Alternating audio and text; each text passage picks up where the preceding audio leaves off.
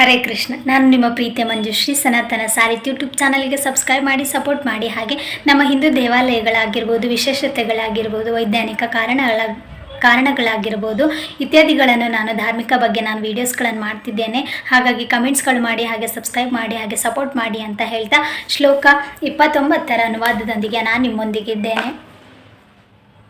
ನನ್ನ ಶರೀರವು ಕಂಪಿಸುತ್ತಿದೆ, ಕೂದಲು ನಿಮಿರುತ್ತಿದೆ, ಗಾಂಡಿವ ಧನಸ್ಸು ಕೈಯಿಂದ ಜಾರುತ್ತಿದೆ ಮತ್ತು ನನ್ನ ಚರ್ಮ ಉರಿಯುತ್ತಿದೆ. ಒಂದು ಅರ್ಜುನನಿಗೆ ಒಂದು ಶ್ರೀಕೃಷ್ಣನ ಹತ್ರ ಹೇಳುವ ಒಂದು ಸನ್ನಿವೇಶವಾಗಿದೆ. ಅವನಿಗೆ ಒಂದು ಸಂಬಂಧಿಕರೊಡನೆ ಒಂದು ಯುದ್ಧ ಮಾಡಲಿಕ್ಕೆ ಆಗದೇ ಇದ್ದಾಗ ಒಂದು ಹೇಳುವ ಒಂದು ಮಾತು ಇದಾಗಿದೆ. ಶ್ರೀಕೃಷ್ಣನ ಹತ್ರ ಹೇಳ್ತಾರೆ, ನನ್ನ ಗಾಂಡಿವ ಜಾರಿ ಹೋಗ್ತಿದೆ ಅಥವಾ ನನ್ನ ಹೃದಯ ಒಂದು ಕಂಪಿಸ್ತಿದೆ, ನನ್ನ ಚರ್ಮ ಎಲ್ಲ ಒಂದು ಉರಿಯುತ್ತಿದೆ ಅಂತ ಹೇಳಿ ಒಂದು ಯಾವುದೇ ರೀತಿಯ ಭಯ ಆತಂಕದಿಂದ ಅವನಿಗೆ ಒಂದು ಹೃದಯ ಕಂಪಿಸುತ್ತಿಲ್ಲ, ಅವನ ಗಾಂಡಿವವನ್ನು ಜಾರುತ್ತಿಲ್ಲ. ಹೊರತಾಗಿ ಅವನ ಸಂಬಂಧಿಕರೊಡನೆ ತಾನು ಒಂದು ಯುದ್ಧ ಮಾಡಿ ಅವರನ್ನೆಲ್ಲ ಕಳ್ಕೋತೇನೆಂಬ ಒಂದು ಭಯದಿಂದ ಅರ್ಜುನನಿಗೆ ತುಂಬ ಒಂದು ದುಃಖಿತನಾಗಿರ್ತಾನೆ ಮತ್ತು ಒಂದು ಭಯಕ್ಕೆ ಕಾಣ್ತಾ ಇರ್ತದೆ. ಶ್ಲೋಕ 30 ಅನುವಾದ. ಹೇ ಕೃಷ್ಣ, ಕೇಶಿ ರಾಕ್ಷಸನ ಸಂಹಾರಕನೇ, ಇಲ್ಲಿ ನಿಲ್ಲುವುದಕ್ಕೆ ನನಗೆ ಆಗುತ್ತಿಲ್ಲ.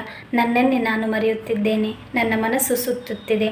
ಅಶುಭ ಸೂಚಕ ಶಕುನಗಳೇ ಕಾಣುತ್ತಿದೆ.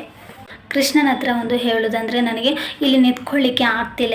ಎಲ್ಲವನ್ನು ನಾನು ಯಾವುದೇ ರೀತಿಯಲ್ಲಿ ಯೋಚನೆ ಮಾಡಿದರೂ ಕೂಡ ನನಗೆ ಅಶುಭನೇ ಕಾಣ್ತಿದೆ. ಹಾಗಾಗಿ ನನಗಿಲ್ಲಿ ನಿಲ್ಲಕ್ಕೆ ಆಗ್ತಿಲ್ಲ ಅಂತ ಹೇಳಿ ಕೃಷ್ಣನ ಹತ್ರ ಒಂದು ಭಾವಸೂಚಕ ಮಾತುಗಳನ್ನು ಆಡೋದು.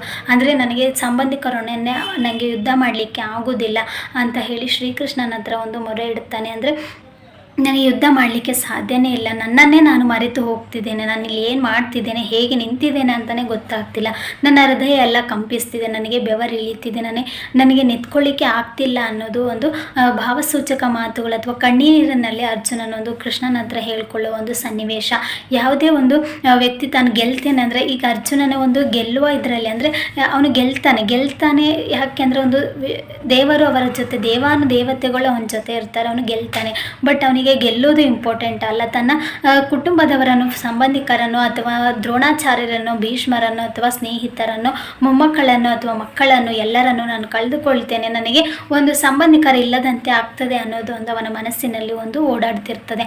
ಹಾಗಾಗಿ ಅವನಿಗೆ ಅರ್ಜುನನಿಗೆ ಒಂದು ಗೆಲ್ತೇನೆ ಅನ್ನೋ ಒಂದು ಖುಷಿಗಿಂತ ಹೆಚ್ಚಾಗಿ ನನ್ನ ಸಂಬಂಧಿಕರನ್ನು ನಾನು ಕಳ್ಕೊತೇನೆ ಎಂಬ ನೋವೇ ಅರ್ಜುನನಿಗೆ ಆಗ್ತಿರ್ತದೆ. ಸ್ವಚ್ಛ ಮನಸ್ಸಿನ ಒಂದು ವ್ಯಕ್ತಿಗೆ ತನ್ನ ಒಂದು ಪಟ್ಟಾಭಿಷೇಕ ಆಗಿರ್ಬೋದು, ಒಂದು ಹಣ ಆಸ್ತಿ ಯಾವುದೇ ಇಂಪಾರ್ಟೆಂಟ್ ಆಗಿರಲ್ಲ, ಅವರಿಗೆ ಒಂದು ಕುಟುಂಬವನ್ನು ಇಂಪಾರ್ಟೆಂಟ್ ಆಗಿರ್ತದೆ. ಕುಟುಂಬದಲ್ಲಿ ಸದಸ್ಯರ ಅಥವಾ ಒಂದು ಕಾಳಜಿದಾಯಕ ಒಂದು ಕುಟುಂಬವನ್ನು ಅವರು ಇಷ್ಟಪಡ್ತಾರೆ ಮತ್ತು ಅವರು ಯಾವತ್ತೂ ಜೊತೆ ಇರಬೇಕು ಎಂಬ ಒಂದು ಆಸೆ ಅವರಿಗಿರ್ತದೆ. ಹಾಗಾಗಿ ಅರ್ಜುನನಿಗೆ ಕೂಡ ಅದೇ ಬಯಕೆ ಇರ್ತದೆ. ಅವರು ಹೇಗಾದರೂ ಇರಲಿ, ಒಂದು ಜೀವಂತವಾಗಿ ಇರಲಿ, ಈ ಒಂದು ಯುದ್ಧ ಮಾಡಿ ನಾನು ಅವರನ್ನು ಕಳ್ಕೊತೇನೆ ಎಂಬ ನೋವು ಅವನಿಗೆ ಆಗ್ತಿರ್ತದೆ. ಹಾಗಾಗಿ ಅವನು ಶ್ರೀಕೃಷ್ಣನ ಹತ್ರ ಹೇಳೋದು, ನನಗೆ ನಿಂತ್ಕೊಳ್ಳಿಕ್ಕೂ ಕೂಡ ಆಗ್ತಿಲ್ಲ, ನನ್ನನ್ನೇ ನಾನು ಮರೆತು ಹೋಗಿದ್ದೇನೆ, ನಾನು ಅವರನ್ನೆಲ್ಲ ನೋಡಿ ಅಸಹಾಯಕನಾಗಿದ್ದೇನೆ ಅಂತ ಹೇಳಿ ಒಂದು ಶ್ರೀಕೃಷ್ಣನ ಹತ್ರ ಅವನ ಒಂದು ಮನಸ್ಸಿನ ನೋವನ್ನು ಶ್ರೀಕೃಷ್ಣನ ಹತ್ರ ಹಂಚ್ಕೋತಾನೆ. ಮುಂದಿನ ಶ್ಲೋಕ 31, 32 ಅನುವಾದದೊಂದಿಗೆ ಸಿಗ್ತೇನೆ. ಜೈ ಶ್ರೀರಾಮ್.